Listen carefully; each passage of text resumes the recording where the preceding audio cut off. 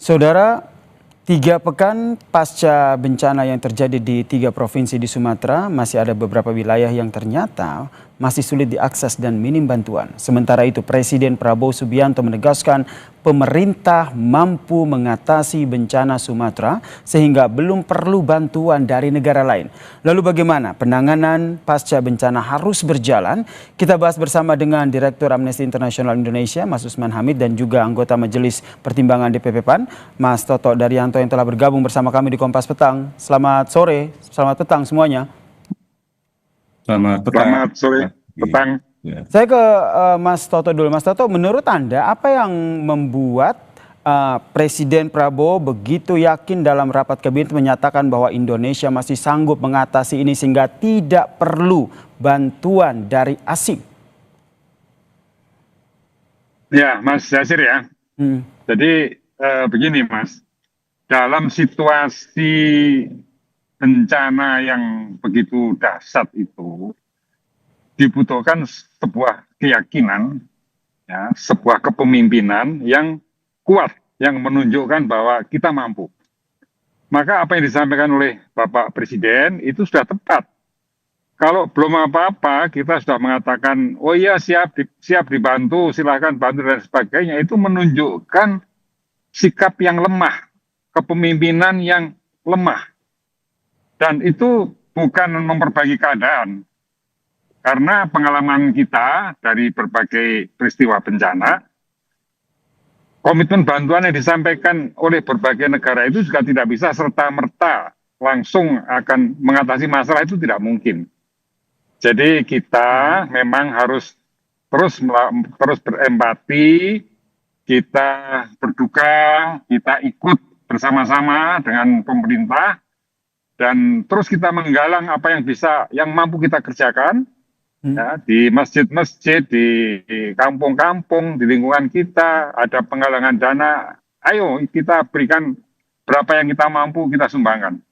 Ya, supaya partisipasi masyarakat ini ikut meringankan beban dari masyarakat. Tapi komitmen pemerintah untuk mengatasi keadaan itu saya kira harus diapresiasi, dan itu menambah keyakinan kita bahwa kita akan mampu mengatasi keadaan ini. Mampu mengatasi Memang keadaan begini ya, meskipun kondisinya, Pak Toto, maaf saya potong, meskipun kondisi di lapangan kalau kita lihat seperti tadi aksesnya masih sulit, ambulans harus diseberangi dengan rakit, masih ada beberapa wilayah yang terisolasi, minim bantuan.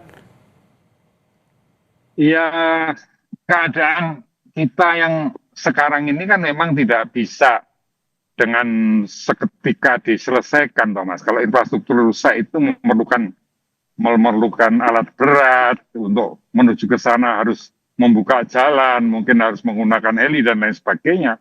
Dan pemerintah sekarang sudah mengerahkan seluruh kekuatannya untuk itu. Bahkan pasukan kita juga dikirim ke daerah bencana. Jadi ayo kita bekerja sama untuk mengatasi keadaan ini, dan jangan saling menyalahkan dan bersabar ya. Memang kita harus bersabar menghadapi keadaan seperti ini.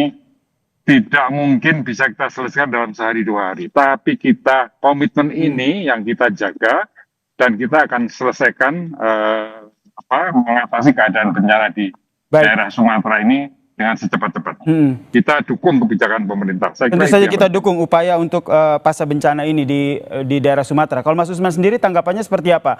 Prabowo bilang Indonesia masih mampu atasi bencana, tidak perlu bantuan asing. Iya, Presiden kan tidak ada di lapangan sehari-hari. Yang ada di lapangan sehari-hari misalnya kalau pemerintah adalah pimpinan pemerintah daerah. Beberapa hari yang lalu, misalnya Gubernur Aceh telah menyurati kantor PBB untuk meminta bantuan penanganan bencana. Di dalam surat itu dijelaskan bahwa bantuan penanganan bencana sangat diperlukan untuk mempercepat proses penanganan dan memastikan keberlanjutan pemulihan dan pembangunan, baik itu atas kerusakan atau kebutuhan, pemulihan sosial ekonomi yang bagi masyarakat yang terdampak, maupun juga pembangunan kembali infrastruktur dan juga penguatan kapasitas pemerintah daerah untuk pengelolaan risiko bencana di masa yang akan datang. Jadi pernyataan Presiden tidak mencerminkan kenyataan di lapangan. Presiden menyatakan cukup, menolak bantuan internasional, sementara gubernur menyatakan tidak cukup dan membuka diri bagi bantuan penanganan bencana dari luar negeri. Dan itu dituangkan di dalam sebuah surat.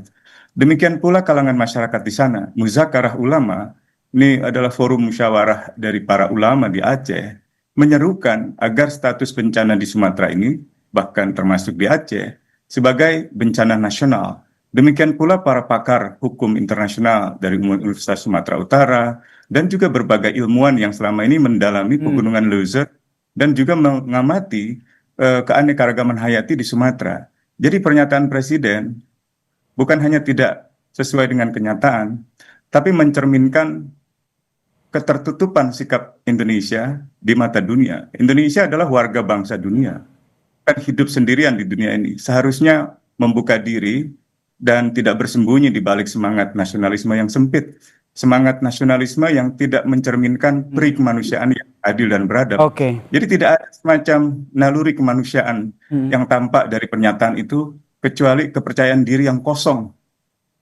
Oke, saya ke Mas Retorik. Toto.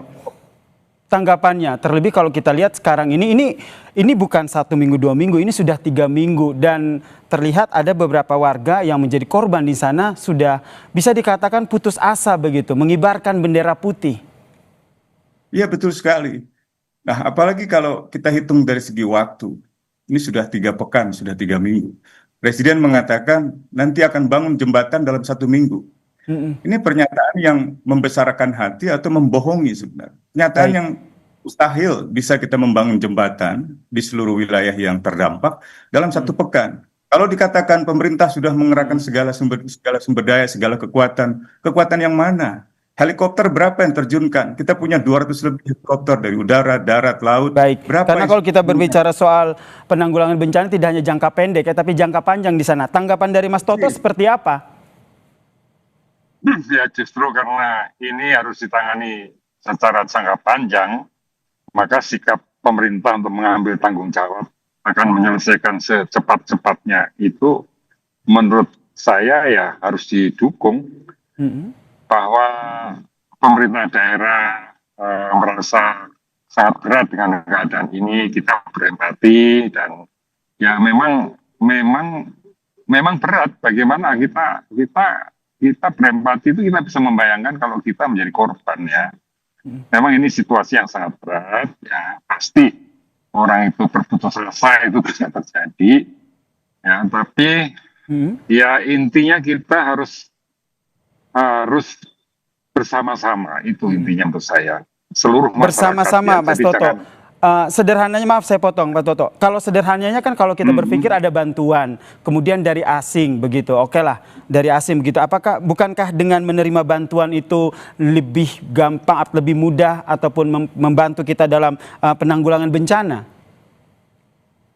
Nah sebenarnya kalau kita ini kreatif ya kan, ini banyak media kan untuk bisa mendapatkan bantuan dari berbagai sumber dan supaya tepat sasaran itu. Kita gunakan saja media kita, medsos itu, masyarakat di mana yang dibutuhkan, jembatannya rusak ada berapa, data segala macam itu yang disampaikan. Nah nanti bantuan-bantuan asing yang ditawarkan kepada pemerintah, yang pemerintah sudah mengatakan siap untuk mengatasi keadaan sendiri, itu yang saya puji sebagai sikap bertanggung jawab dan untuk membangkitkan optimisme, komitmen ya, bukan kok optimisme kosong ya, ini komitmen kita bahwa kita mampu menyelesaikan sendiri dan benar-benar bertekad untuk mengkonsolidasikan seluruh kekuatan untuk mengatasi keadaan ini. Saya kira ini justru yang sangat penting untuk menyelesaikan keadaan. Kalau hanya bantuan asing kan nggak jelas juga apa yang mereka akan meskipun bantu. kenyataannya di lapangan Jadi, sudah 3 pekan pasca bencana masih ada daerah yang terisolasi, masih ada infrastruktur yang masih sulit ditembus, warga masih perlu bantuan sampai menyatakan sudah putus asa. tadi sudah saya sampaikan, jadi kita harus berempati. Masyarakat yang menjadi korban, yang merasa beratnya penderitaan, itu pastilah itu manusiawi merasa seperti itu ya. Baik. Ya tapi ya yang penting kita terus bekerja bersama-sama untuk menyelesaikan semua masalah ini. Dan pemerintah daerah ya, yang penting menyediakan data-data yang ada itu diekspos terus, diupdate terus, ya, disampaikan kepada pemerintah, kepada publik untuk mempercepat. Masyarakat juga memberikan bantuan, mengumpulkan dana segala macam, gunakan saluran-saluran yang bisa digunakan. Lalu seluruh kendala regulasi yang dulu ada izin ini, izin itu sudah diabaikan saja tidak. Baik, Jangan jadi perlu ada hambatan. kerjasama yang baik begitu antara pemerintah daerah, pemerintah pusat, dan seluruh elemen masyarakat. Terakhir saya ke Mas Usman. Mas Usman, sudah 3 pekan, apa yang menurut Anda harus didorong kepada pemerintah sehingga betul-betul penanggulangan bencana ini semakin cepat dan tepat? Singkat saja. Ya, sekali lagi status bencana nasional mengingat jumlah korban, kerugian harta benda, kerusakan parah di 3 provinsi itu.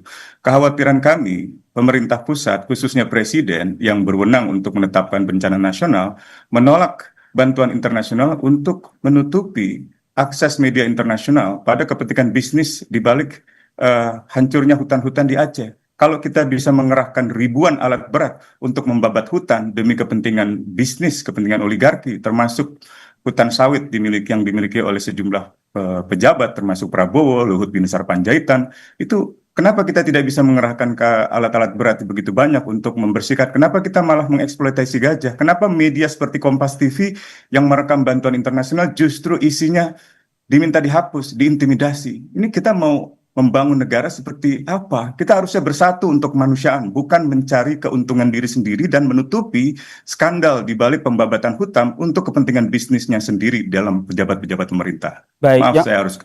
Ya baik, yang penting saya yakin juga Mas Toto dan juga Mas Usman Hamid sepakat ya bahwa apa yang dilakukan oleh Indonesia saat itu betul-betul untuk penanggulangan pasca bencana untuk korban saudara-saudara kita di Sumatera. Terima kasih Pak Toto Daryanto, anggota Majelis Pertimbangan DPP PAN, dan juga Mas Usman Hamid, Direktur Eksekutif Amnesty International Indonesia, telah bergabung bersama kami di Kompas Petang. Salam sehat semuanya.